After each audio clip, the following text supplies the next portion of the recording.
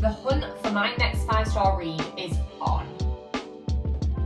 They just know how to emotionally ruin you and have your jaw swinging off the floor. Oh, my heart breaks for it.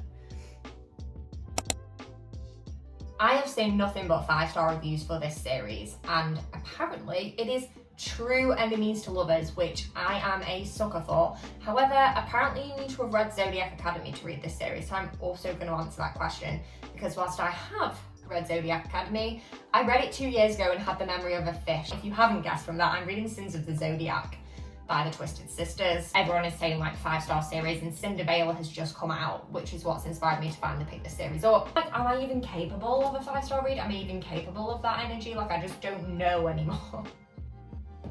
I'm gonna do Sins of the Zodiac in a 3-parter because it's 3 books. I want to keep them short and sweet and give you my take on each book. And also, it's going to be spoiler free, but if you're only up to certain points, you can just pick whatever episode suits you. But make sure you are subscribed for that journey.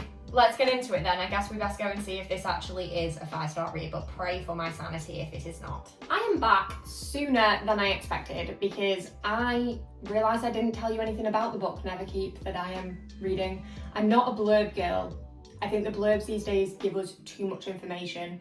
Say less. I went into this knowing this with true enemies to lovers and was based on the same magic system and world as Zodiac Academy. That's all I had. That's all I think you personally need. But like Zodiac Academy, it's zodiac signs and magic. It is dual POV. We are following Vesper and Everest. Yeah, Everest. Neverkeep is this military-based training academy. This is high stakes, and from the blurb, these 2 FMCs are going to question absolutely everything they have known about the regimes they live under their entire lives by going to this academy. That is all I know. I didn't want to read any more of the blurb because I didn't want to learn anything else, and I'm actually struggling to describe what this is about at 30% in, which I will get into in our 50% halfway point check-in. There's also other. I'm 50% of the way into Neverkeep now. Officially hit the halfway mark. Going back to what I was saying earlier about how I actually struggled to tell you much about the book, this is not because nothing's happened. I am loving this book so far, but it's really weird.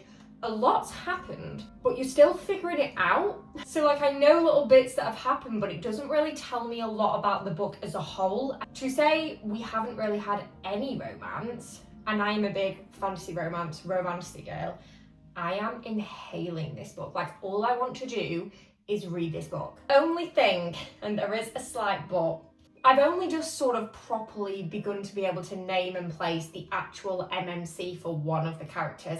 I have a very strong gut feeling on the other one's MMC. Like, it's gonna be you and you're a bit too palatable. I would say it's not 5-star at the moment because not enough's happened, but this is scaring me for what we are beginning to build this up to if we are at 40% starting to lay heavy groundwork for a big ending. They just know how to emotionally ruin you and have your jaw swinging off the floor, and this makes me excited for book 2. I'm seeing this as my Akatar, and then my Akamath's gonna come. I'm gonna go and read the next 50% of this because I don't want to waste any more time, to be honest. We are banking a lot on the last 20%, but there is a solid groundwork that has been laid.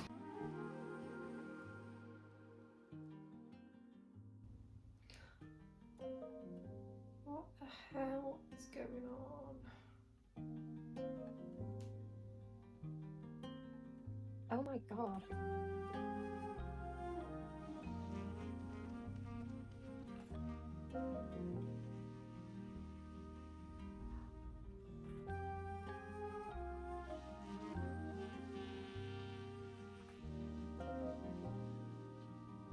Oh, my heart breaks for it.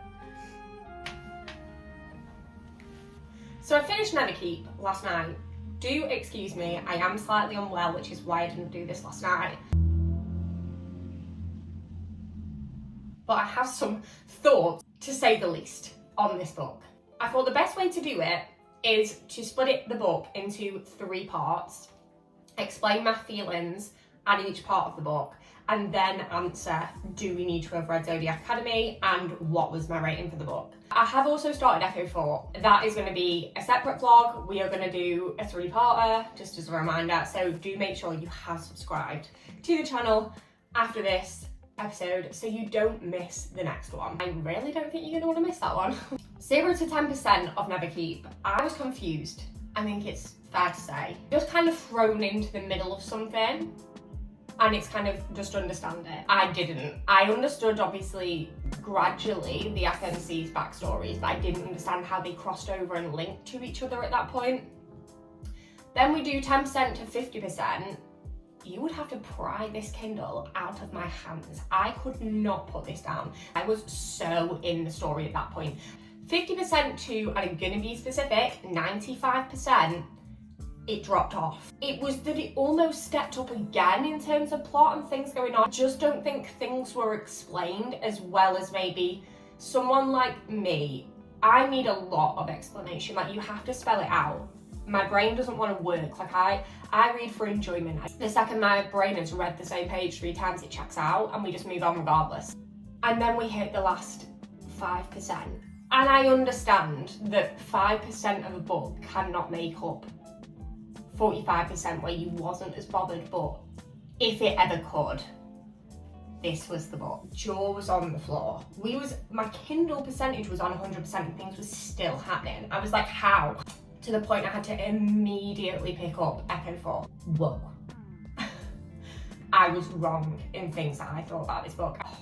If I could rate the last 5% of that book alone, it would be 5 stars. 5.5. The last 5% of that book would be 5.5 stars in of itself. What is the actual book rating? Fully 4 stars. Echo 4 is going to be a 5-star read. Like, I just feel I can tell. Hopefully, I am hoping next episode is actually me finally, after all this time, finding my 5-star read, but we shall see. You will have to tune into that to find out. Do you need to have read Zodiac Academy? Either reread it if it's been a while, read it, or do some form of research and Googling before you go into Never Keep.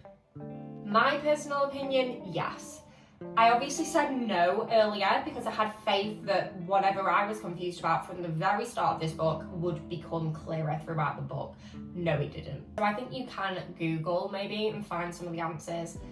I would advise that if you haven't read Zodiac Academy in a while, or if you aren't going to read Zodiac Academy. Can you do it without any context? Yeah, because I did it and I rated it 4 stars, but I just was mentally battling for understanding a lot of the time. So it's on you.